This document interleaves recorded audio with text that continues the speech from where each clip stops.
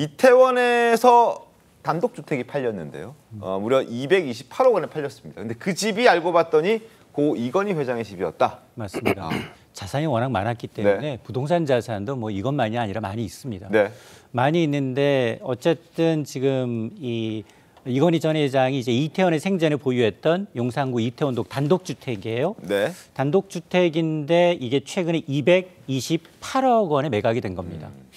이게 언제 샀느냐? 2010년 이 전 회장이 세한미디어로부터 네. 약 83억에 매입했어요. 네. 그리고는 2020년 사망한 이후에는 당연히 이제 상속됐겠죠. 홍나희 여사 자녀 3명에게 상속돼서 이제 공동 소유였는데 이번 거래로 그러면 83억에 구입을 해서 228억에 매도를 했으니까 네. 약 145억 원 가량의 차익이 발생했는데 자 이걸 재벌집에서 145억 많다면 많고 적다면 적겠지만 왜 매각을 했을까? 왜 왜냐하면 매각했을까? 재벌은 주택의 경우에는 거의 상속 개념이지 매각을 해서 차익을 실현하지 않아요. 거의 대부분. 그럼에도 불구하고 업계에서는 상속 지원 마련 때문이 아니냐. 상속세? 맞습니다.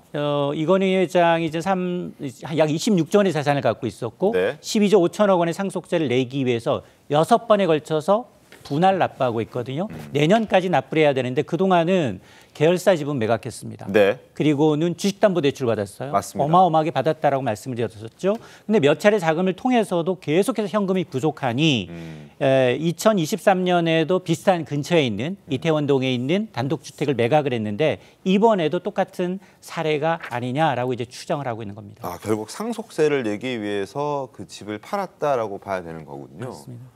근데 이런 집, 그러니까 이런 집이라 하면 수백억짜리 이제 아파트가 아니고 단독주택이다 보니까 거래하는 게 흔히들 아파트 거래하듯이 이렇게 부동산에 내놓고 이런 과정을 거치진 않을 것 같고 맞습니다. 다른 과정을 거칠 것 같긴 해요. 맞습니다. 이렇게 이제 이 재벌가의 부동산은 암암리에 나오고 네. 주변 부동산에 나오지도 않아요. 어떻게 거래가 되는 것만 건가요? 이제 갖고 있는 분들이 암암리에 중개를 하게 되는데 이번에도 개인 매수자는 개인 사업가인 것으로 알려져 있지만 아직 등기 완료 전입니다. 네. 등기가 완료돼야지 정확하게 누가 어떤 재원으로 마련했는지 알 수 있거든요.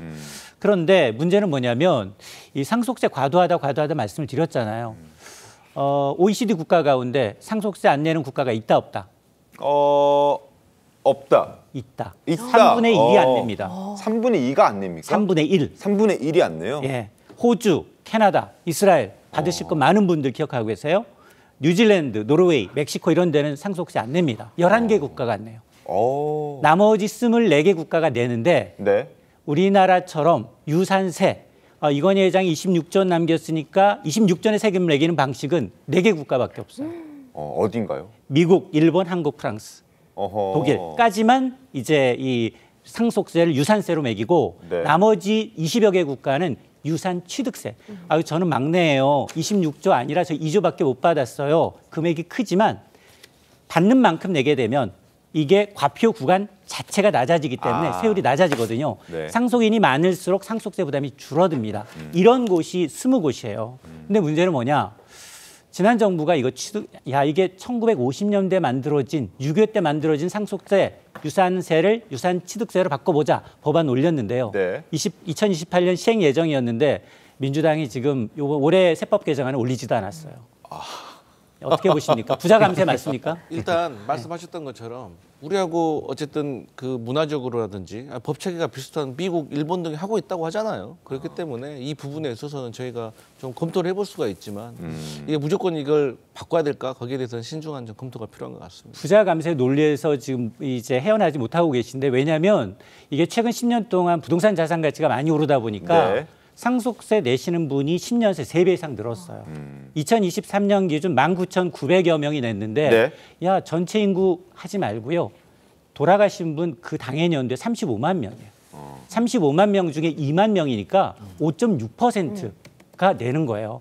그러니까 점점점 이 인식이 지금 우리 국민들한테 이제 이 설문조사를 좀 해보면 유산세 개편해야 된다. 75년 만에 개편해야 된다. 유산세가 아닌 유산취득세로 개편하자라는 찬성 여론이 10명 가운데 7명입니다. 압도적으로 높습니다. 그걸 좀 반영해서 이번 정권에서 조금 얘기를 해볼 필요는 있어 보이네요. 뭐 어쨌든 상속세가 많다고 하고 그리고 OECD 국가들 중에서도 내지 않은 국가가 11국가나 되고 그리고 우리처럼 상속 취득세가 아니라 상속, 뭐 유산세로 받는 경우는 또 그렇게 드물다고 하니까 맞습니다. 물론 낭기 미국, 재산 일본 전체가 아니라 내가 받은 재산, 취득한 재산에 대해서 내자는 거예요. OECD가 11개 국가가 상속세 안 걷는 이유는 살아생전 고인은 뭐 사업을 했든 근로소득을 했든 소액금을 냈습니다. 다시 죽었는데 또 세금을 낸다? 이중과세 논란 때문에. 알겠습니다.